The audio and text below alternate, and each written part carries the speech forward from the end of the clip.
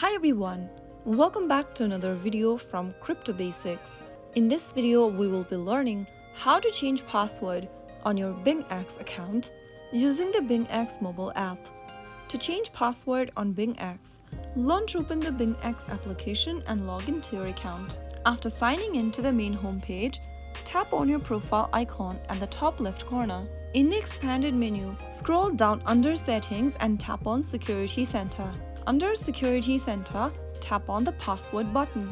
Now, enter your new password you want to change to in the first text box. Inside the Confirm Password text box underneath, go ahead and retype in the new password once again. Now, go to the email verification or the phone verification option at the bottom and tap on Get Code. You will receive an email verification code sent to your email inbox or via SMS. Once you receive the code, type it down in the text box. Finally, click on OK at the bottom and you will be able to change your password on BingX account. That is how you easily change your login password on BingX. If you found the video to be helpful, go ahead and give us a thumbs up.